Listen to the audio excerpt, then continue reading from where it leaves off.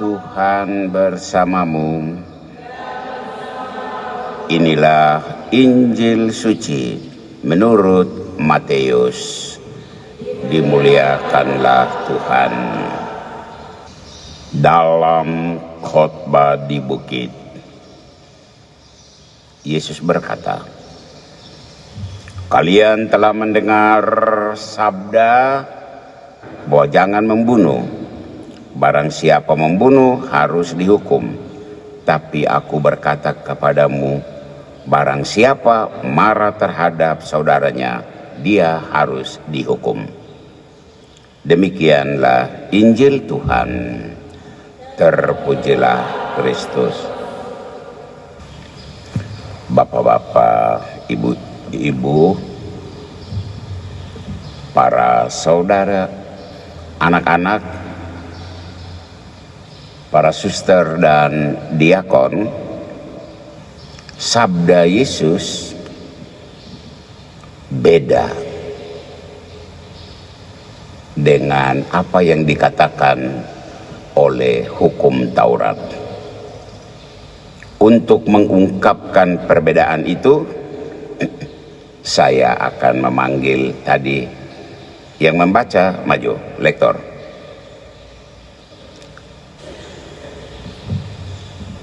Naik, berdiri dekat patel. Kok macam kaki gemetar kan? Tenang saja ya. Mulut dekat di mic. Ya, dekat. Nah, ini patel tidak pukul kau. Ya. Pertanyaannya, kau pernah salah paham dengan teman? Pernah. Suara pernah. Besar. Oh, pernah. Kau pernah marah teman? Pernah. Kau pernah maki-maki teman? Pernah. Semua pernah ini. Oke, sekarang kau turun satu tangga supaya pater yang kau berdiri tetap di situ.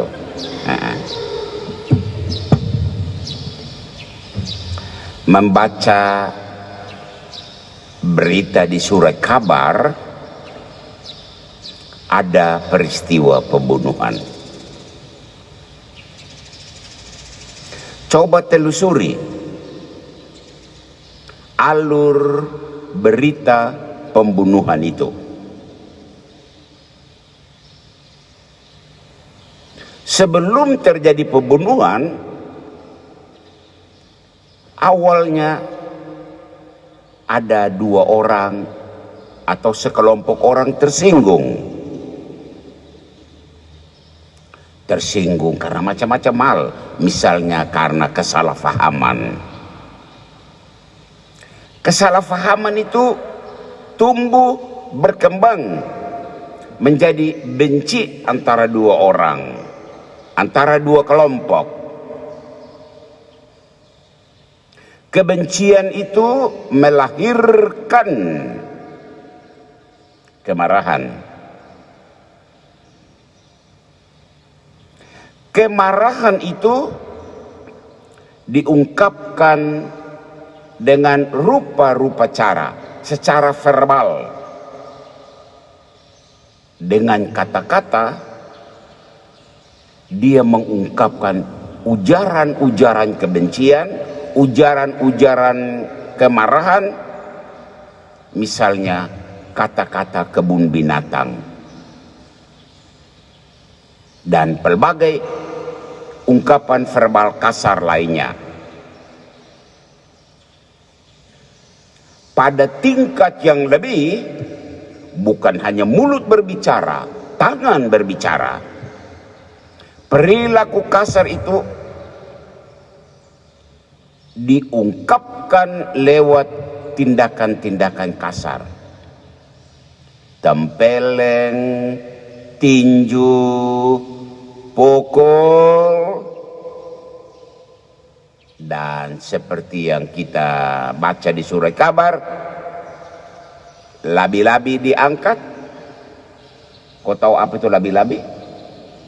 Naik di sini supaya bicara. Naik. Kau tahu apa itu labi-labi? Kalau tidak tahu bilang tidak tahu supaya kita jangan menunggu. Kau tahu labi-labi atau tidak?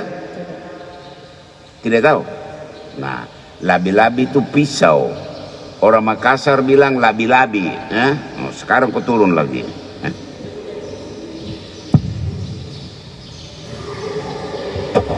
Labi-labi diangkat dan jreng. Terjadilah pembunuhan.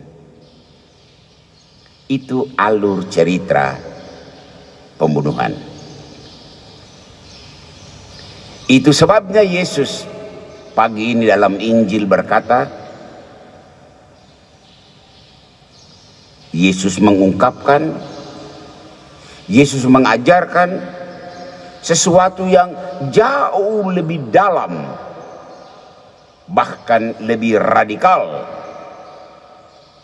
Yesus bilang, kamu dengar tahu hukum Taurat bilang jangan membunuh. Siapa membunuh harus dihukum. Itu hukum Taurat. Hukum positif dalam agama Yahudi. Yesus bilang, aku berkata kepadamu. Dan ini ajaran Yesus yang radikal itu. Jangankan membunuh, marah saja tidak boleh. Dan siapa yang marah saudaranya harus dihukum. Anak-anak, Bapak Ibu, saudara-saudari, para suster dan diakon, mengapa marah dihukum? Karena marah itu asal usul pembunuhan. Marah itu akar pembunuhan. Marah itu cikal bakal pembunuhan. Naik, berdiri di atas lagi. Kau nama siapa? Mike. Mike.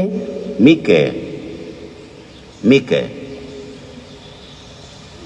Saya ulangi lagi. Kau pernah marah teman? Pernah. Marah itu awal pembunuhan. Kau sudah pernah membunuh? Tidak. Bukan tidak, belum. Kalau kau marah terus menerus, ujung kemarahan itu adalah pembunuhan. Kau mengerti? Mengerti. Suara besar. Kau mengerti? Mengerti. Jadi jangan marah lagi. Janji? Oke, kembali.